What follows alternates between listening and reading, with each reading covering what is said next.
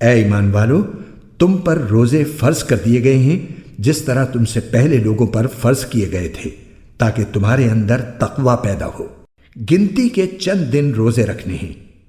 پھر بھی اگر تم میں سے کوئی شخص بیمار ہو یا سفر پر ہو تو وہ دوسرے دنوں میں اتنی ہی تعداد پوری کر لے، اور جو لوگ اس کی طاقت رکھتے ہوں وہ ایک مسکین کو کھانا کھلا کر روزے کا فدیہ ادا کر دیں۔ اس کے علاوہ اگر کوئی شخص اپنی خوشی سے کوئی نیکی کرے تو یہ اس کے حق میں بہتر ہے، اور اگر تم کو سمجھ ہو تو روزے رکھنے میں تمہارے لیے زیادہ بہتری ہے۔ رمضان کا مہینہ وہ ہے جس میں قرآن نازل کیا گیا، جو لوگوں کے لیے سراپا ہدایت اور ایسی روشن نشانیوں کا حامل ہے جو صحیح راستہ دکھاتی اور حق و باطل کے درمیان دو ٹوک فیصلہ کر دیتی ہیں۔ لہٰذا تم میں سے جو شخص بھی یہ مہینہ پائے وہ اس میں ضرور روزہ رکھے، اور اگر کوئی شخص بیمار ہو یا سفر پر ہو تو وہ دوسرے دنوں میں اتنی ہی تعداد پوری کر لے۔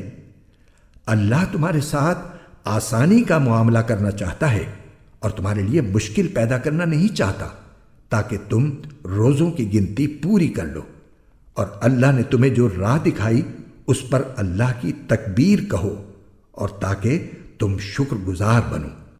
اور اے پیغمبر، جب میرے بندے آپ سے میرے بارے میں پوچھیں تو آپ ان سے کہہ دیجئے کہ میں اتنا قریب ہوں کہ جب کوئی مجھے پکارتا ہے تو میں پکارنے والے کی پکار سنتا ہوں، لہٰذا وہ بھی میری بات دل سے قبول کریں اور مجھ پر ایمان لائیں تاکہ وہ راہ راست پر آ جائیں۔ تمہارے لیے حلال کر دیا گیا ہے کہ روزوں کی رات میں تم اپنی بیویوں سے بے تکلف صحبت کرو، وہ تمہارے لیے لباس ہیں اور تم ان کے لیے لباس ہو۔ اللہ کو علم تھا کہ تم اپنے آپ سے خیانت کر رہے تھے، پھر اس نے تم پر عنایت کی اور تمہاری غلطی معاف فرما دی، چنانچہ اب تم ان سے صحبت کر لیا کرو، اور جو کچھ اللہ نے تمہارے لیے لکھ رکھا ہے اسے طلب کرو، اور اس وقت تک کھاؤ پیو جب تک صبح کی سفید دھاری سیاہ دھاری سے ممتاز ہو کر تم پر واضح نہ ہو جائے۔ اس کے بعد رات آنے تک روزے پورے کرو، اور ان اپنی بیویوں سے اس حالت میں مباشرت نہ کرو جب تم مسجدوں میں اعتکاف میں بیٹھے ہو۔ یہ اللہ کی مقرر کی ہوئی حدود ہیں، لہٰذا ان کی خلاف ورزی کے قریب بھی مت جانا۔ اسی طرح اللہ اپنی نشانیاں لوگوں کے سامنے کھول کھول کر بیان کرتا ہے تاکہ وہ تقوی اختیار کریں، اور آپس میں ایک دوسرے کا مال ناحق طریقوں سے نہ کھاؤ، اور نہ ان کا مقدمہ حاکموں کے پاس اس غرض سے لے جاؤ کہ لوگوں کے مال کا کوئی حصہ جانتے بوجھتے ہڑپ کرنے کا گناہ کرو۔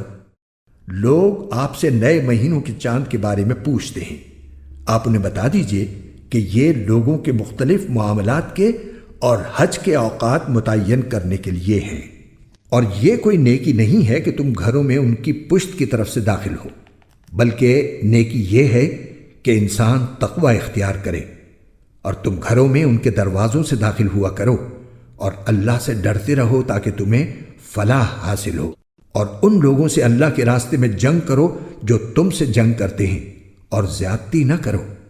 یقین جانو کہ اللہ زیادتی کرنے والوں کو پسند نہیں فرماتا، اور تم ان لوگوں کو جہاں پاؤ قتل کرو، اور انہیں اس جگہ سے نکال باہر کرو جہاں سے انہوں نے تمہیں نکالا تھا، اور فتنہ قتل سے زیادہ سنگین برائی ہے۔ اور تم ان سے مسجد حرام کے پاس اس وقت تک لڑائی نہ کرو جب تک وہ خود اس میں تم سے لڑائی شروع نہ کریں۔ ہاں، اگر وہ اس میں لڑائی شروع کر دیں تو تم ان کو قتل کر سکتے ہو۔ ایسے کافروں کی سزا یہی ہے۔ پھر اگر وہ باز آ جائیں تو بے شک اللہ بہت بخشنے والا بڑا مہربان ہے۔ اور تم ان سے لڑتے رہو یہاں تک کہ فتنہ باقی نہ رہے اور دین اللہ کا ہو جائے۔ پھر اگر وہ باز آ جائیں تو سمجھ لو کہ تشدد سوائے ظالموں کے کسی پر نہیں ہونا چاہیے۔ حرمت والے مہینے کا بدلہ حرمت والا مہینہ ہے، اور حرمتوں پر بھی بدلے کے احکام جاری ہوتے ہیں۔ چنانچہ اگر کوئی شخص تم پر کوئی زیادتی کرے تو تم بھی ویسی ہی زیادتی اس پر کرو جیسی زیادتی اس نے تم پر کی ہو، اور اللہ سے ڈرتے رہو، اور اچھی طرح سمجھ لو کہ اللہ انہی کا ساتھی ہے جو اس کا خوف دل میں رکھتے ہیں۔ اور اللہ کے راستے میں مال خرچ کرو اور اپنے آپ کو خود اپنے ہاتھوں ہلاکت میں نہ ڈالو، اور نیکی اختیار کرو، بے شک اللہ نیکی کرنے والوں سے محبت کرتا ہے۔ اور حج اور عمرہ اللہ کے لیے پورا پورا ادا کرو۔ ہاں، اگر تمہیں روک دیا جائے تو جو قربانی میسر ہو اللہ کے حضور پیش کر دو، اور اپنے سر اس وقت تک نہ مڈاؤ جب تک قربانی اپنی جگہ نہ پہنچ جائے۔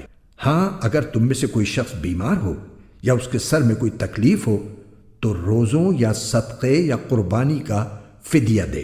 پھر جب تم امن حاصل کر لو تو جو شخص حج کے ساتھ عمرے کا فائدہ بھی اٹھائے، وہ جو قربانی میسر ہو اللہ کے حضور پیش کرے۔ ہاں، اگر کسی کے پاس اس کی طاقت نہ ہو تو وہ حج کے دنوں میں 3 روزے رکھے اور 7 روزے اس وقت جب تم گھروں کو لوٹ جاؤ۔ اس طرح یہ کل 10 روزے ہوں گے۔ یہ حکم ان لوگوں کے لیے ہے جن کے گھر والے مسجد حرام کے پاس نہ رہتے ہوں۔ اور اللہ سے ڈرتے رہو اور جان رکھو کہ اللہ کا عذاب بڑا سخت ہے۔ حج کے چند متعین مہینے ہیں، چنانچہ جو شخص ان مہینوں میں احرام باندھ کر اپنے اوپر حج لازم کر لے تو حج کے دوران نہ وہ کوئی فحش بات کرے، نہ کوئی گناہ، نہ کوئی جھگڑا، اور تم جو کوئی نیک کام کرو گے اللہ اسے جان لے گا۔ اور حج کے سفر میں زاد راہ ساتھ لے جایا کرو، کیونکہ بہترین زاد راہ تقوی ہے۔ اور اے عقل والو، میری نافرمانی سے ڈرتے رہو۔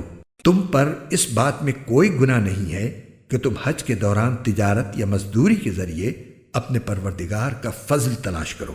پھر جب تم عرفات سے روانہ ہو تو مشعر حرام کے پاس جو مزدلفہ میں واقع ہے اللہ کا ذکر کرو، اور اس کا ذکر اسی طرح کرو جس طرح اس نے تمہیں ہدایت کی ہے، جبکہ اس سے پہلے تم بالکل ناواقف تھے۔ اس کے علاوہ یہ بات بھی یاد رکھو کہ تم اسی جگہ سے روانہ ہو جہاں سے عام لوگ روانہ ہوتے ہیں، اور اللہ سے مغفرت مانگو، بے شک اللہ بہت بخشنے والا ہے، بڑا مہربان ہے۔ پھر جب تم اپنے حج کے کام پورے کر چکو تو اللہ کا ذکر اس طرح کرو جیسے تم اپنے باپ دادوں کا ذکر کیا کرتے ہو، بلکہ اس سے بھی زیادہ ذکر کرو۔ اب بعض لوگ تو وہ ہیں جو دعا میں بس یہ کہتے ہیں کہ اے ہمارے پروردگار، ہمیں دنیا میں بھلائی عطا فرما، اور آخرت میں ان کا کوئی حصہ نہیں ہوتا۔ اور انہی میں سے وہ بھی ہیں جو یہ کہتے ہیں کہ اے ہمارے پروردگار، ہمیں دنیا میں بھی بھلائی عطا فرما اور آخرت میں بھی بھلائی، اور ہمیں دوزخ کے عذاب سے بچا لے۔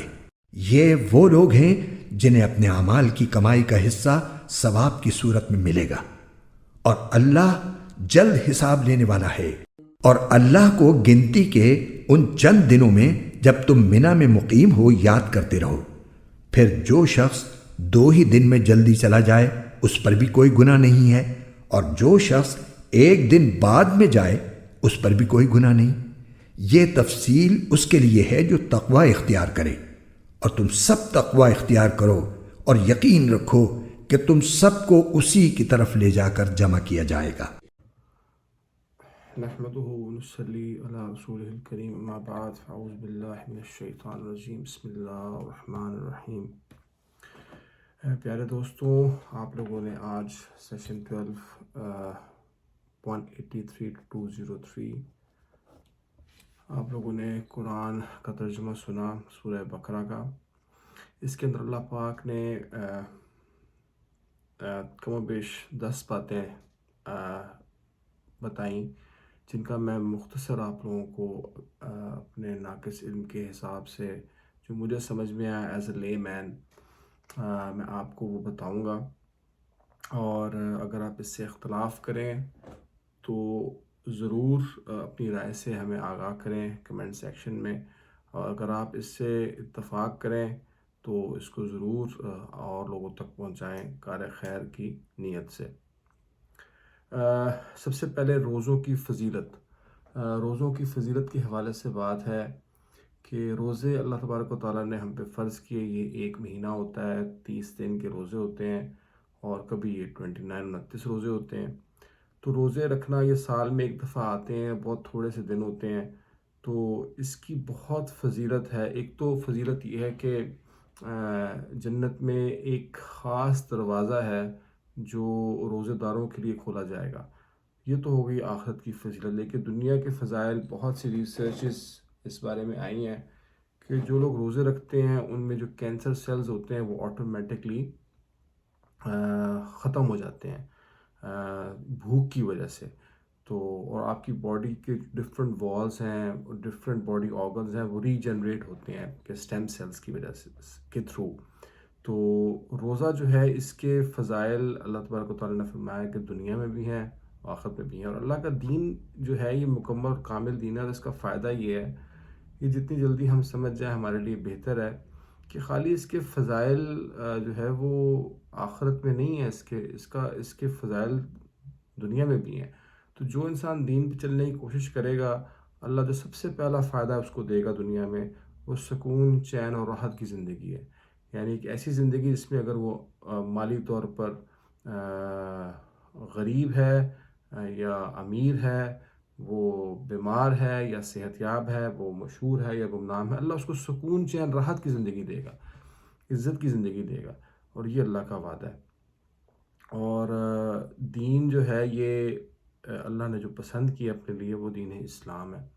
تو ہم سب کو کوشش کرنی ہے کہ ہم لوگ مسلمان پیدا ہوئے ہیں، ہم لوگ ایسا اسلام پیش کریں کہ غیر مسلم بھی اسلام میں آئیں۔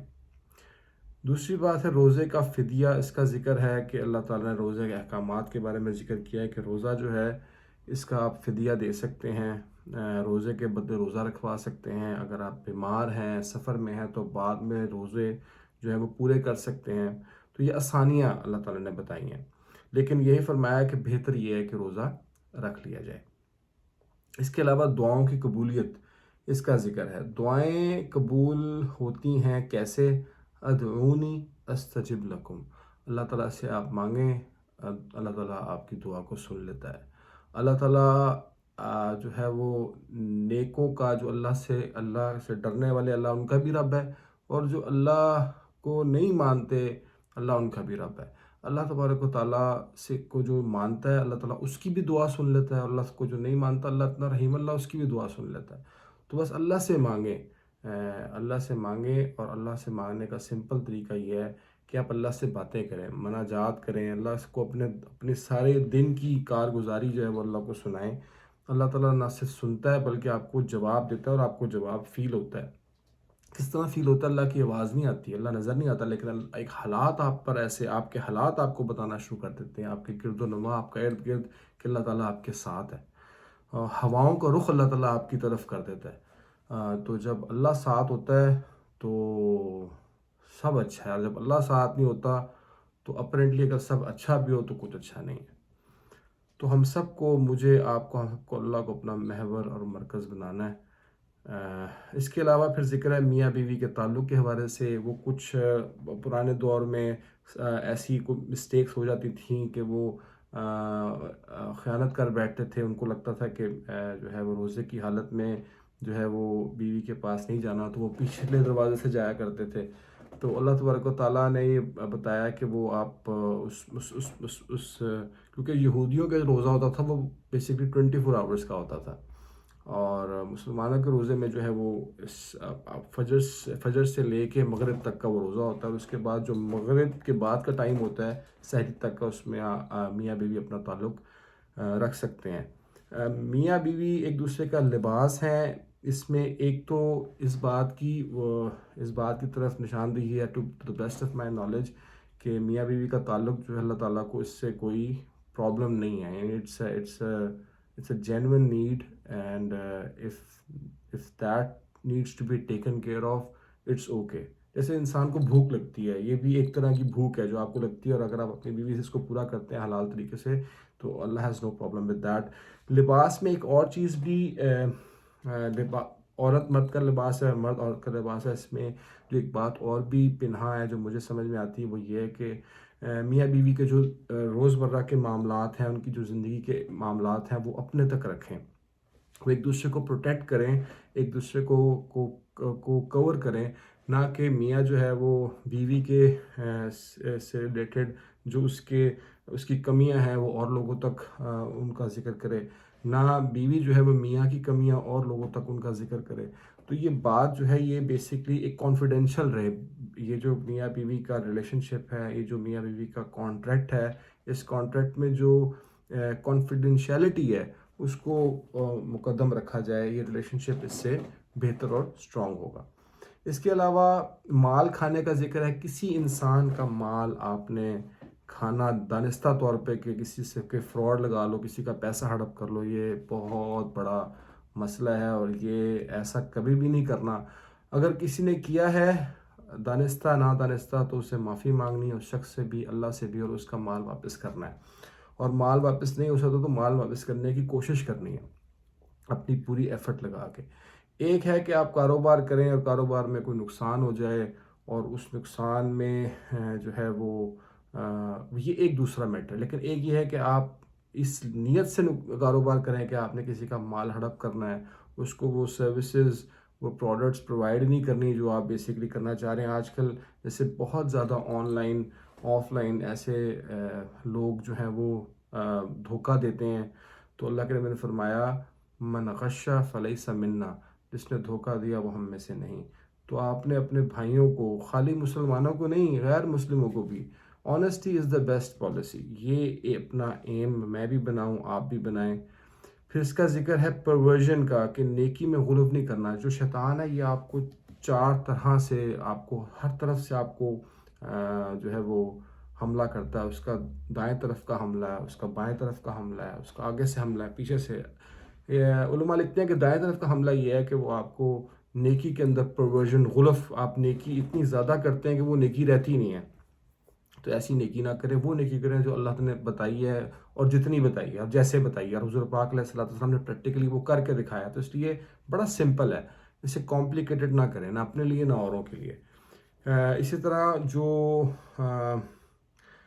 لیفٹ سے اس کا حملہ ہے وہ یہ ہے کہ وہ آپ کو گناہوں میں غرق کر دیتا ہے، اور آگے سے اس کا حملہ یہ ہے کہ وہ آپ کو جو قبر آنے والی موت ہے، حشر ہے، جو آنے والے معاملات ہیں وہ آپ کو بھلا ہی دیتا ہے۔ کچھ لوگ کہتے ہیں کہ کوئی نہیں، مر کے پھر کون زندہ ہوتا ہے، کون آیا، ہم بھی نہیں آئیں گے، وہ آپ کو بھلا دیتا ہے فرنٹ جو آپ کا آگے آنے والا ہے۔ اور پھر پیچھے سے اس کا حملہ یہ ہے کہ وہ آپ کو دنیا میں غرق کر دیتا ہے، دنیا کے معاملات میں بالکل غرق ہو جاتا ہے۔ آپ کو لگتا ہے کہ بس صبح اٹھنا، اپنا کام پہ جانا، پیسے کمانا، خرچ کرنا، بچے پیدا کرنا، بس یہی زندگی کا مقصد ہے، جبکہ ایسا نہیں ہے۔ زندگی کا مقصد کیا ہے کہ میں اپنی زندگی پہ اور پورے عالم میں اللہ کے دین کو نافذ کرنے کی کوشش کروں، جتنا میرا اختیار ہے۔ لا یکلف اللہ نفسا الا وسعها، جتنا میرا اختیار ہے۔ اور آگے اس کا ذکر ہوتا ہے جہاد کے حوالے سے، جہاد اور قتال، اس کا اللہ تبارک و تعالیٰ نے شروع میں حضور پاک علیہ السلام سے پہلے جو امتیں آئیں اس میں اللہ تعالیٰ کا فیصلہ یہ ہوتا تھا کہ اللہ تعالیٰ نبی بھیجتے تھے، اللہ کے احکامات نافذ کرنے کی کوشش کرتے تھے نبی۔ جو لوگ اللہ کے نبی کے ساتھ آتے تھے اللہ تعالیٰ ان کو، جس نوح علیہ السلام کو کہا کشتی میں رکھو، جو اللہ کے راستے میں جو ایمان لائے ہیں وہ نکل جائیں، باقیوں کو اللہ غرق کر دیتے تھے۔ یہ اللہ کی سنت تھی۔ حضور پاک علیہ السلام، اس سے پہلے بھی آپ دیکھیں جو جتنے بھی عذاب قوموں پہ ہیں، پوری قومیں تباہ ہو جاتی تھیں۔ قوم لوط ہے، اس کے بعد قوم شعیب ہے، اب سارا دیکھیں، یہ صرف اللہ تعالیٰ نے مطلب اللہ تعالیٰ اور نئے لوگ پیدا کر دیتا تھا، اللہ تعالیٰ کے لیے کوئی مشکل نہیں ہے۔ حضور پاک علیہ السلام کے دور میں اللہ تعالیٰ نے جہاد کو فرض کیا، اور جہاد میں کیا تھا؟ قتال، جنگ لڑنی ہے۔ اس کا کیا پروسیجر تھا؟ وہ یہ تھا کہ سب سے پہلے آپ کسی بھی جگہ جہاں انویڈ کر رہے ہیں، انویڈ گوروں نے بھی کیا ہے، ویسٹ بھی انویڈ کرتا ہے اور کالونائز کرتا ہے، لیکن ان کا مقصد جو ہے وہ بیسکلی اللہ کی زمین پہ اللہ کا حکم نافذ کرنا نہیں ہوتا۔ ان کا مقصد ہوتا ہے اوور کم کرنا، اگلوں کو خود میسٹر بننا، لوگوں کو سلیو بنانا۔ اسلام میں ڈیفرنٹ ہے۔ اسلام میں یہ ہے کہ آپ جو ہے ایک قوم جو ہے وہ جائے، جیسے مثال کے طور پہ کوئی بھی مسلم قوم، آپ افغانستان لے لیں، سعودیہ لے لیں، پاکستان لے لیں، 50 سے زیادہ مسلم ممالک ہیں، ان میں سے کوئی بھی کسی غیر مسلم کے پاس جائے اللہ کی بات لے کے، انہوں نے کہا کہ یہ اللہ، ہمیں اللہ نے بھیجا ہے، یہ اللہ کا دین ہے، اور اللہ آپ اسلام قبول کر لیں، اور ظاہر بات ہے وہ ان کو کنونس کرنے کی کوشش کریں، نہیں تو پھر وہ کہے کہ جی آپ ایسا نہیں کر سکتے، آپ ٹیکس پے کریں، ہمارے ٹیکس پیئر بن جائیں اور مائنورٹیز میں آ جائیں۔ وہ یہ بھی نہیں مانے کہ کوئی کیوں مانے کہ کوئی آپ کے تخت کو انویٹ کرے، تو پھر ایونچولی کیا ہوتا ہے، وہ ایک ڈیسائیڈڈ جگہ کے اوپر وہ دونوں فوجیں آتی ہیں اور پھر وہاں جنگ ہوتی ہے۔ اب آج کل کی جنگ کیسی ہے؟ پہلے تو گھوڑوں تلواروں سے جنگیں ہوتی تھیں، اب آج کل کی جنگ کیسی ہے؟ وہ اسٹریٹجک وار ہے، وہ ٹیک وار ہے۔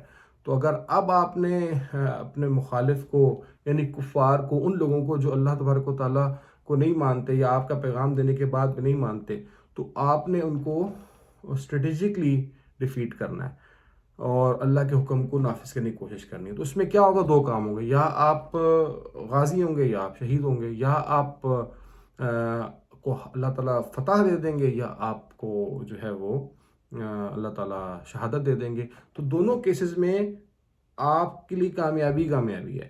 تو جہاد کا مقصد یہ نہیں ہے کہ کوئی بم دھماکے کرے، کوئی کسی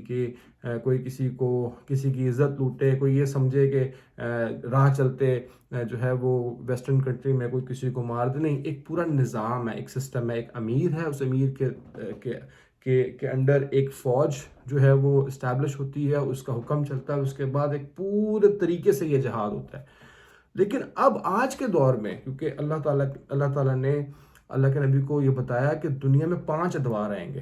پہلا دور یہ ہے جس میں مسلمان جو ہیں وہ زوال پذیر ہوں گے۔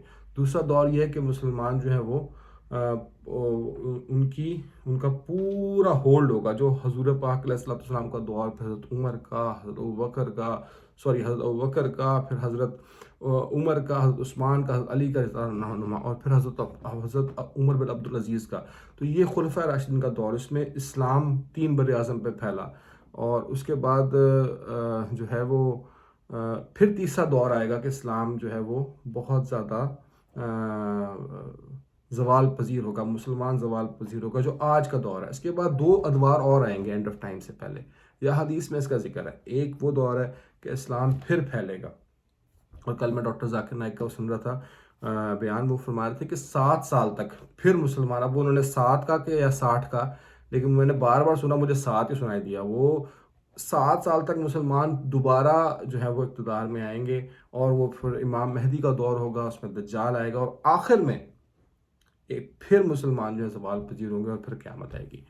تو یہ اللہ کا دین تو نافذ ہونا ہی ہے، یعنی ان 5 ادوار میں آپ دیکھو 2 دفعہ ایسا دور آیا ہے کہ اللہ کا دین ایک آ چکا ہے اور ایک آنا ہے، جس میں اللہ کا دین ہر گھر میں جائے گا۔ جو خلافہ علی منہاج النبوہ وہ ہر گھر میں پھیلے گی، اللہ کا دین ہر جگہ، گھر گھر تک۔ میں نے کیا کرنا ہے؟ میں اس وقت جا کے تلوار لے کے، گن لے کے جا کے کسی گورے کو مار دوں کو میں جہاد کروں؟ نہیں، دس از ناٹ دا وے۔ یہ تو بیسکلی جسے کہتے ہیں نا فساد ہو جائے گا۔ مجھے کیا کرنا ہے؟ میں اپنے اختیار میں، اپنے طور پہ خود دین کو اپنے اوپر نافذ کروں، اور اس کے علاوہ دین کو لوگوں تک پہنچانے کی کوشش کروں۔ یہ میرا کام ہے۔ جہاد یعنی کہ ایمان کے تین لیولز ہیں۔ پہلا لیول یہ ہے کہ اگر آپ کو کچھ غلط ہوتا دیکھیں تو آپ اس کو ہاتھ سے روکیں، دوسرا یہ ہے کہ آپ اس کو زبان سے منع کریں، اور تیسرا یہ ہے کہ آپ کم از کم اس کو دل میں برا جانیں۔ تو ہمارے پاس یہ تینوں آپشنز ہیں۔ اس وقت ہاتھ سے جہاد کرنا، میں نے آپ کو بتایا کہ آپ ٹیکنالوجی میں اتنا آگے جائیں، آپ جیسے یہودیوں میں اس وقت جو فلسطین میں ہو رہا ہے، اور اسرائیل جو کچھ کر رہا ہے، وہ کیوں ہے؟ کیونکہ اس کے پاس وہ سب کنٹرول کرتا سارا بینکنگ سسٹم، وہ کنٹرول کرتا ہے، وہ جتنے جو جوئش لابی ہے وہ کنٹرول کرتی ہے۔ امریکہ اس کا ایل آیا، اور یہ کیا کرتے ہیں؟ یہ پورے لوگوں کا جتنے بھی بڑے برانڈز ہیں، جتنے بھی فائنینشیل سسٹمز ہیں، وہ سب انہوں نے دے ہیو ڈیولپڈ دیم، اور انہوں نے ڈیولپ کیا، اس کو امپلیمنٹ کیا ہے۔ اور ہم لوگ بیسکلی ہم لوگ ایک تو ایسے ہی مان ہمارا کمزور ہے، اور دوسرا ہم لوگ وہ سسٹم کو یوز کرتے ہیں، پیسہ ہمارا ہوتا ہے، ریزروز آئل ہمارا ہے، اور ہمیں اللہ تعالیٰ نے دیا وہ سارا کچھ، اور ہم وہ جا کے ان کے جو جوئش سسٹمز ہیں، ہم اس کو یوز کرتے ہیں، کیونکہ ہمارے پاس ٹیک ہے ہی نہیں، اور جس کی وجہ سے پھر وہ جیسا کہتے ہیں ہمیں ویسا کرنا پڑتا ہے۔ نہیں، وہ they are the platform providers, and we are using their platforms. So once ہم ذرا سا بھی رائٹ لیفٹ ہوتے ہیں they screw us. لیکن اب اس وقت اگر مجھے آپ کو یا کسی کو یہ فیل ہوتا ہے کہ یار ہم نے اللہ کی زمین پہ اللہ کے دین کو نافذ کرنا ہے، تو اس کے لیے کیا طریقہ ہے؟ ہمارے اختیار میں جو ہے ہم وہ کریں، قانون کو ہاتھ میں نہ لیں. ابھی ہم اگر کوئی مثال کے طور پہ پاکستان میں رہ رہا ہے، کوئی ویسٹ میں رہ رہا ہے، کوئی ایسٹ میں رہ رہا ہے، کوئی نارتھ میں، کوئی ساؤتھ میں، وہاں کے جو قوانین ہیں ان کی پاسداری کریں. آپ لاز کو ہاتھ میں نہ لیں، کرمنل نہ بنیں. آپ اتنا اچھا اخلاق شو کریں کہ لوگ آپ کو دیکھ کے مسلمان ہونا چاہیں. اللہ تعالیٰ نے قرآن میں بارہا فرمایا ہے کہ ہمارا کام ہے بات، اللہ کے نبی کو فرمایا ہے کہ آپ کا کام ہے بات کو پہنچا دینا، ہدایت دینا یا نہ دینا یہ اللہ کا کام ہے. تو میں، آپ، ہم سب بلغوا انی ولو آیا، ہمیں ایک بھی آیت اگر آتی ہے، ایک بھی بات ہمیں پتہ ہے تو ہم لوگوں کو بتائیں، مسلموں کو بھی بتائیں، غیر مسلموں کو بتائیں. بعد میں وہ ہمارے منہ پہ تھوک دیں، ہماری بات کو نہ لیں، یہ ہمارا مسئلہ نہیں ہے. ہمارا مسئلہ ہے کہ ہم نے بات پہنچانی ہے. کل کو اللہ تعالیٰ جب مجھے آپ کو اپنے سامنے کھڑا کرے گا، اور کھڑا کرے گا، کیونکہ اگر میں لاجیکل انسان ہوں، میں یہ سمجھتا ہوں کہ دنیا میں اتنا ناانصافی ہو رہی ہے. جیسے ہٹلر ہے فار ایگزامپل، اس نے اتنی ناانصافی کی، اس نے اتنے لوگوں کا قتل کیا، 6 لاکھ لوگوں کا قتل. وہ اس کو دنیا کا سسٹم، اگر قیامت نہیں ہے، اینڈ آف ٹائمز کے بعد اللہ تعالیٰ نے کھڑا نہیں کرنا ہمیں، تو دنیا کا سسٹم یہ ہے کہ اس کو ایک دفعہ ہی آپ سزائے موت دے سکتے ہیں میکسیمم، اور باقی 5,09,99 لوگوں کا کیا. ایگزیکٹلی یہ بات ڈاکٹر ذاکر نائک نے، ابھی وہ پاکستان آئے ہوئے ہیں، انہوں نے اپنے بادشاہی ماسک میں، وہاں پہ ایک بہت بڑا اجتماع تھا، وہاں پہ انہوں نے یہ بات کی. تو یہ ایک لاجیکل انسان یہ سوچے کہ یار یہ واقعی کوئی ایک ایسا ٹائم ہونا چاہیے جس میں کسی کو اس کے گناہوں کا، اس کی جو کسی نے کسی کے ساتھ زیادتی کی ہے اس کو حساب ملے. یہ ادروائز یا وہ بندہ جس کے ساتھ زیادتی ہوئی ہے وہ معاف کر دے. مقتول جو ہے، جس کو قتل کیا گیا، وہ اپنی گردن اپنے ہاتھ میں لے کر آئے گا کہ اس قاتل نے مجھے مارا، مجھے قتل کیا تھا، تو مجھے آج کمپنسیشن چاہیے. وہ کمپنسیشن کیا ہے؟ وہ اللہ تعالیٰ اس کے گناہ اس کو دے دے گا، اس کو جنت دے دے گا، اس کو جہنم رسید کر دے گا. وہ اللہ کا فیصلہ ہے، لیکن اللہ عدل کرنے والا ہے. تو عادل کوئی ہے. تو اگر اس جہان کو کسی نے کریٹ کیا ہے، اگر ہر چیز کو کوئی کریٹ کرتا ہے اور چیز بنتی ہے، یہ لاجیکل بات ہے، تو جہان کو بھی کسی نے کریٹ کیا. یہ اتنا نظام، یہ سارے سیارے، ستارے، یہ سارے ہواؤں کا، پانی کا نظام، یہ پھلوں کا، ہمارے اندر کا، یہ جو ہم بنے ہیں، یعنی ہمارے ہاتھ، آنکھیں، دماغ، یہ سب کیا سب خود بخود بن گئے. مطلب اس وقت 4 ڈیجٹ آئی کیو ایلون مسک، وہ بھی یہاں تک پہنچ گیا ہے. He is not a religious person, but وہ کہتا ہے کہ یہ اس کائنات کا کوئی چلانے والا ہے، کوئی نہ کوئی ہے جو اس کو چلا رہا ہے. اور سائنس جو ہے ہمیں یہ نہیں بتاتی کہ ہم یہاں آئے کیوں تھے اس دنیا میں، اور اس کے بعد ہم نے جانا کہاں ہے. تو اس کے لیے کسی نہ کسی ریلیجن سے ہی ہمیں یہ بات پتہ چلتی ہے جو ریویل نالج ہے. تو آپ کسی بھی ریلیجن کو اٹھا کے دیکھ لیں، اس کے اندر کامن چیزیں یہی ہیں کہ اللہ ایک ہے، اللہ نے اس دنیا کو بنایا ہے، اللہ نے نبی بھیجے ہیں، اللہ تعالیٰ ہم سب کو مار کے کھڑا کریں گے، اور کھڑا کرنے کے بعد اللہ ہم سے پوچھیں گے. کسی کو اللہ جنت میں ڈالیں گے، کسی کو جہنم میں. تمام ریلیجن میں یہ بات کی گئی ہے. جو مین میڈ ریلیجنز ہیں اس میں بھی یہ بات ہے.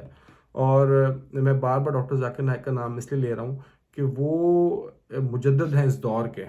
میری نظر میں ان کو آپ لوگ سنیں اور لاجیکلی سنیں، بائسڈ ہو کے نہ سنیں، کیونکہ وہ مسلم امہ کی بات کرتے ہیں. وہ نہ اہل حدیث، نہ بریلوی، نہ شیعہ، نہ سنی، وہ صرف بات کرتے ہیں اسلام کی. تو آپ ان کو سنیں، ان کے جو ڈیبیٹس ہیں کمپیریٹیو ریلیجنز پہ، آپ ان کو سنیں تو بہت زیادہ دماغ کھلے گا ان لوگوں کا جو لاجیکل ہیں. بہت سے لوگ ایسے ہیں جو اسلامی گھر میں پیدا ہوئے مسلمان، اور وہ اسلام سے ہٹ گئے ہیں. بہت سے لوگ ایسے ہیں جو اسلام کی طرف آنا چاہتے ہیں لیکن ان کو رستہ سمجھ نہیں آ رہا. تو جن لوگوں تک میری یہ بات پہنچے وہ ضرور ڈاکٹر ذاکر نائک کو سنیں. ویسے تو ڈاکٹر ذاکر نائک کو سب لوگ ہی جانتے ہیں موسٹلی، لیکن یہ ہے کہ جو نہیں جانتا اگر وہ میری بات سنے تو وہ ضرور ان کو سنیں. اس کے بعد ذکر ہے جی اللہ کی راہ میں خرچ، انفاق فی سبیل اللہ. اللہ تعالیٰ فرماتا ہے کوئی ہے جو مجھے قرضہ دے. اب اللہ کو قرض کیا چاہیے؟ اللہ کیوں کسی سے قرض مانگ رہا ہے؟ اللہ کو چاہیے قرض؟ اللہ تعالیٰ صرف یہ چاہتا ہے کہ ہمیں اللہ تعالیٰ ایلیویٹ کرے. اگر ہم چاہتے ہیں ہمیں کوئی چیز دنیا میں ہمیں چاہیے، ہمیں سکون چاہیے، ہم اور لوگوں کو سکون دینا شروع کر دیں، اللہ ہمارا سکون بڑھا دے گا. اگر ہمیں مال چاہیے، ہم اور ہمارے پاس جو مال ہے ہم اس کو دینا شروع کر دیں لوگوں کو، اللہ تعالیٰ ہمیں اور اللہ تعالیٰ ہم پر انفاق کے فضائل کیا ہمیں دنیا میں اللہ تعالیٰ اور زیادہ عطا فرمائے گا. دنیا میں بھی آخرت میں بھی. دنیا میں اللہ تعالیٰ ایک کے بدلے 10 اور آخرت میں ایک کے بدلے 700 گنا عطا فرمائے گا. قرآن میں اس کا ذکر ہے. تو اللہ تبارک و تعالیٰ حدیث سے بھی اس کا ذکر ہے. تو اگر مجھے سکون، چین، راحت، دولت، شہرت، عزت، کوئی بھی نعمت چاہیے، میں اور لوگوں تک وہ پہنچانا شروع کروں. You get what you give. تو ہم جو دیتے ہیں، خیر پھیلائیں گے، what goes around comes around. اگر جو ہم خیر پھیلائیں گے، خیر ہی واپس آئے گی. ہم شر پھیلائیں گے، شر ہی ہمارے پاس واپس آئے گا. تو انفاق کی میں نے بات آپ کو یہ بتا دی کہ اللہ تعالیٰ کے دین پہ خرچ کریں، لوگوں پہ خرچ کریں. اللہ تعالیٰ کو ہماری ضرورت نہیں ہے. یہ مت سمجھیں کہ اللہ تعالیٰ کو ضرورت ہے کہ ہم اللہ کو محتاج ہیں. میں نے پہلے جہاد کا بھی ذکر کیا. یہ جو جہاد ہے، جو قتال ہے، اس سے 2 کام ہوتے ہیں. ایمان جو کہتا ہے مومن ہے اس کا بھی ٹیسٹ ہو جاتا ہے، اور اللہ تعالیٰ مومن اس سے کافروں کو عذاب بھی دلوا دیتے ہیں، پہلے جیسے ہو رہا تھا. اللہ کی راہ میں خرچ کرنا، انفاق، یہ بھی بہت بہت زیادہ جیسے کہتے ہیں نا خوبصورت قسم کا یہ ایک اللہ تعالیٰ نے ہمیں ایک آفر دی ہے. اسے کہتے ہیں بائی 1 اینڈ گیٹ 1 فری. یہ buy 1 and get 10 free here and 70 times اور 700 ٹائمز ان آخرہ انشاءاللہ. اس کے بعد ہے حج اور عمرہ کے احکامات. دیکھیں حج جو ہے وہ ایک دفعہ کرنا منیمم. یہ ہمارا جو ہمارے فرائض ہیں، جو 5 پلرز ہیں، اس میں حج جو ہے وہ ایک دفعہ میں ضرور کرنا ہے. تو اگر آپ کو ملٹیپل ٹائمز اللہ حج کروائے تو وہ ضرور کریں، لیکن کم از کم ایک دفعہ تو ضرور کریں. اور باقی دفعہ پھر جو لوگ حج نہیں کر سکتے آپ ان کو حج کروا دیں. اور اگر اللہ نے آپ کو اتنا دیا کہ آپ خود بھی کریں، اوروں کو بھی کروائیں، تو that's very well and good. یا اس پیسے کو ویلفیئر میں خرچ کریں. لیکن اللہ نے آپ کو اتنا دیا ہے کہ آپ ویلفیئر میں بھی خرچ کر رہے ہو، خود ایک دفعہ حج کر کے اس کے بعد اور لوگوں کو بھی کرا رہے ہو حج، اور ویلفیئر میں بھی دے رہے ہو، تو اب ضرور بار بار حج پہ جاؤ، نو پرابلم. یہ تو آپ کا اپنا ذوق ہے، شوق ہے. اس کے علاوہ جو ہے عمرے کے احکامات ہیں، کیا کرنا ہے کیا نہیں کرنا. آخری بات، دنیا و آخرت کی بھلائی. دیکھیے اللہ تبارک و تعالیٰ سے ہم اگر مانگیں گے یا اللہ ہمیں صرف دنیا دے، اللہ ہمیں دنیا دے دے گا. اللہ کے لیے دنیا کیا ہے؟ مچھر کا پر، مکڑی کا جالا. اللہ کے لیے کوئی میٹر نہیں کرتا کہ ہمیں ساری کی ساری دنیا اللہ دے دے. ہم اللہ سے دنیا خالی آخرت مانگیں گے، اللہ ہمیں خالی آخرت دے دے گا. اللہ کو کوئی میٹر نہیں کرتا، اللہ تعالیٰ ہمیں دنیا نہیں دے گا. یہ دنیا اسباب سے بنی اور ایک پروسیس ہے.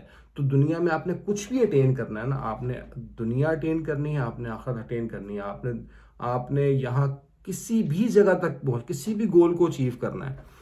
تو اگر میرا گول اللہ ہے تو اگر اس کو اچیو کرنا ہے، اس میں ایک پروسیس، ایک ٹائم ہے، ایک رستہ ہے جس سے مجھے گزرنا پڑے گا. اور اسی طرح اگر کسی نے دنیا اچیو کرنی، جیسے ایلون مسک ہے، وہ جانا چاہتا ہے مارس پہ، تو اللہ تعالیٰ اس کو لے جائیں گے. حالانکہ وہ اللہ کو نہیں بھی مانتا، اللہ تعالیٰ اس کے رستے کھول دیں گے. اور آپ دیکھیں اس نے کس طرح کے کام کیے ہیں. تو جو اللہ سے جتنا مانگے گا، جتنا بڑا برتن رکھے گا، وہ اتنا زیادہ اللہ تعالیٰ اس کو ٹیک کی نالج بھی دے دیں گے. اللہ تعالیٰ علم تو وما اوتیتم من العلم الا قلیل. اللہ تعالیٰ علم تو اللہ کے پاس، اللہ تعالیٰ علم دے گا، دنیا کا بھی جو مانگے گا، آخرت کا بھی جو مانگے گا. اب دنیا مزرعۃ الاخرہ، دنیا ہی آخرت کی کھیتی ہے. تو اب یہاں جو کمائیں گے وہ آگے کاٹ لیں گے. تو لہٰذا دنیا اور آخرت دونوں کی بھلائی مانگیں. ربنا آتنا فی الدنیا حسنہ وفی الآخرۃ حسنہ وقنا عذاب النار. اللہ سے دنیا بھی مانگیں، آخرت بھی مانگیں. سبحان ربک رب العزت عما یصفون وسلام علی المرسلین والحمد للہ رب العالمین.